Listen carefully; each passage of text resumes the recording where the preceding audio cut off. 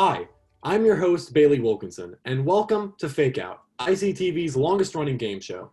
This season looks a little different. 5 minutes, 2 guessers, 1 liar, 1 round. This is 5-Minute Fake Out. It's like 2 truths and a lie, but 2 lies and a truth. After our liar's initial statements, our guessers will interrogate our liar to figure out which of their 3 statements is true, hoping not to get faked out by a lie. Guessers win 5 points for a correct answer. Whoever loses will have to answer our loser penalty question based on fake out trivia. So, let's get right into it. Today's theme is Friendsgiving. Oh, the house it's like Thanksgiving, but it's with your friends, a little intimate, where we're all talking about Thanksgiving. Hopefully this year I'll just catch a turkey and not something else that's ravaging the world. And going along with the theme for this episode, my absolute sweet dearest friend Ryan is joining us as our liar today. And today's guessers joining him are Meg and Gavin. My first episode with Meg. So Meg, very excited to see how you play. So guessers, please tell us your major, your year. I mean, we've been through this, all these other episodes. You know what to do. But basically, what is your favorite Thanksgiving food? So Meg, can you get us started? Hi, I'm Meg Hanley. I'm a junior. I have majors in television, radio, and writing. My favorite Thanksgiving food, probably mashed potatoes, especially if they're loaded. Solid choice. I think mashed potatoes, they can be easily messed up. There was one year, That is so true. I don't want to say too loud, but I think my dad put in a little too much milk, and it was just like too mushy of a mashed potato, and it didn't taste the same. But thank you, Meg. Gavin, how about you? Same spiel, Thanksgiving food. What is your favorite Thanksgiving food? I feel like using a lot of hands now because I'm just watching you use your hands. I don't know. Gavin, burger, senior television radio major. My favorite Thanksgiving food, goodness, love mashed potatoes. I'm gonna have to say corn casserole. My aunt makes this incredible corn casserole, but then now I'm not seeing my extended family this year because we're like good people. So I'm so sad I'm not gonna be able to have it this year. But yeah, I would say like a nice corn casserole. That sounds so. I don't think I've ever heard of a corn casserole. It's before. good. You'll have to come over sometime, Bailey. We'll make it. It'll be cute. Maybe not. Not now. Not anytime soon. Post-pandemic. But post-pandemic, absolutely, of course. Yeah. All right. Well, thank you, guessers. And now, obviously, I know him fairly well. But Meg and Gavin, I think it's time for you to get to know our liar a little bit better, my dearest friend Ryan. So, Ryan, can you introduce yourself? Hi, my name is Ryan Szpicek. I am a senior in the University of Albany studying history, honors in that capacity, and cybersecurity with an English minor as well. And my favorite Thanksgiving food is pretty much the turkey. The dark meat, the succulentness of it, a little bit of skin here and there, just perfection. And I'll be at my girlfriend's place this year, so I'm very happy. There you go. And again, you got your girlfriend, you got your turkey, what more could you want in this world? Nothing these times. So Ryan, you are on our show tonight, again, not only as my friend, of course, but you are also representing Speak to Empower Excellent Leaders, or STEAL UA, from SUNY Albany. And just to let you folks know, Ryan he doesn't go to Ithaca College, but he goes to SUNY Albany. Like, he doesn't go here like Mean Girls or whatever, but he goes to Albany. But if you don't mind, Ryan, could you tell us a little bit about STEAL UA? Of course. For one thing, it's an organization that I founded, and it's the only public speaking, ethical leadership, professional development, and experiential learning club on the entire campus. And our focus is to help empower students with the skills of what it means to be a better leader, what it means to be a good person, and what it means to seek out a path of continuous growth in your life, to ensure you become a leader in your life, and you just can take charge of your life in the best ways possible. And we've had a lot of amazing successes this past year, and I'm super happy to be on this show, so thank you so much for having me. You're the best. Oh, stop. You're going to make me blush. And that club, it just sounds absolutely incredible. I'm so happy for you. And again, thank you for joining us tonight, Ryan. And now that we know our guessers and our liar a little bit better, let's get started with today's 5-minute fake out, shall we? So, Ryan, I just have to know, what are the 3 statements that you prepared? I'm glad you asked. My 3 statements I prepared today, and I will happily repeat if necessary, is I got a Pokemon battery during a Secret Santa exchange. I learned to be an excellent cook over this pandemic. And the last time my friends and I went to Comic-Con, we met the cast of Netflix's Daredevil.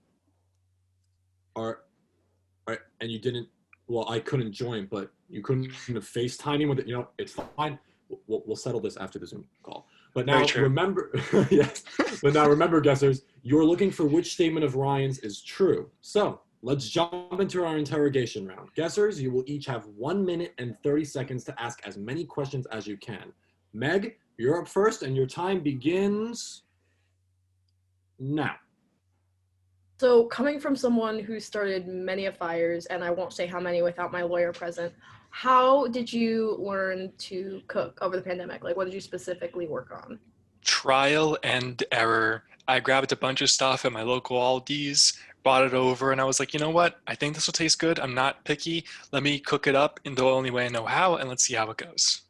So what specific recipe has been your favorite? My spiced turkey cutlets, and you won't find a recipe for it anywhere out there now because it's much more of a personal thing of where I just take a bunch of ground turkey, put it into like a patty shape, sear it, and then spice it with everything in my cabinet, and it tastes delicious. It even turned my girlfriend into a ground turkey lover who initially hates it. So I'm pretty proud of that. Okay, so I'm familiar with Pokemon, but what does the Pokemon battery entail? Great question. It was a Pikachu portable battery. Like a portable. Got it. It was literally a hand-sized Pikachu, like plastic and everything. That's a portable battery. That's amazing. Okay, so tell me more about this Daredevil thing then. Like, how did this happen? Oh, it was phenomenal. And we essentially got to Comic-Con and we were walking through. We weren't dressed up as anything, but I had my My Hero Academia stuff that I was repping. And as we got to one of the panels, or near one of them, we got to see Charlie Cox and a bunch of the other actors, and we got into line and actually got to meet them. And it was super cool because I had no idea Charlie Cox has a British accent. And I'm like, what? But then, and meeting Kingpin was super cool too because he presented the character super well, and we got to shake hands, and damn, he has a strong grip. That was not for show. And it was just super cool. And afterwards I was like completely geeking out about it. So it was a super cool experience. Oh, and with that, Meg, your time is up. But I loved how succinct you were. Again, you were able to hit everything, the nail on the head. And That was the goal. I know, and I'm very thankful for that gameplay tactic. And now, Thankful. Thankful. That's funny. All right, Gavin, now it's your turn, and I need to see you bring your A game this time, okay? I always bring my B game, but for you, Bailey, today, I'm going to bring my A game. Again, I'm thankful for that. All right, and I'm ready to start the clock right now. All right, Ryan, I'm going to use a tactic used in the past by Jacqueline. How tall are you? 6'2", I think. I haven't checked in a while. I assume somewhere around there. So how does your height compare to Charlie Cox and Vincent D'Onofrio, who played Kingpin? Ooh. Now, I was a little bit taller than Charlie, which was really funny. And I was also like just a hair taller, but also kind of similarly tall to Vincent D'Onofrio, which is really funny too, because like I'm a very lanky dude. And then just seeing like the size of D'Onofrio compared to the size of Charlie Cox, despite the fact I know they can both beat me up very easily, was super funny. Oh, for sure. So in terms of cooking during the pandemic, it's a very opinionated statement. Did you consider yourself not a good cook before the pandemic? And so at what point do you think that you would have called yourself an excellent cook? Like last week or like a month 30 ago? seconds left. Thank you, Bailey. Definitely more within the last few weeks, only because I gained more of a fluency around the other foods I was cooking with, like salmon with different salad types and different pastas and more. And my girlfriend's been helping me out to become a better cook over time too. So that's been very helpful. The Comic-Con. What Comic-Con was it, and where was it, and when was it? Oh, I can't. Javits Center a year or two ago, and what city? I was there with two friends. Ooh, and with that, time is up. Gavin, I thought it was interesting that you went for the Comic-Con question, but I don't know, you were kind of slacking with the other ones. I know, one game, I would say C game, like Charlie Cox Daredevil. Like C game. I mean, you know what? It's okay. I'm going to let this one slide this week. All All right, so guessers, now it is time to finalize your answers for which statement of Ryan's you think is true. So, again, take your time as much as you want. And let's start off with Meg. So which statement do you think is true? I'm going with the Daredevil one. You seemed a little too passionate, a little too excited. Not too, like reasonably excited and passionate. So that's what we're going with. Understandable. And Gavin, how about you?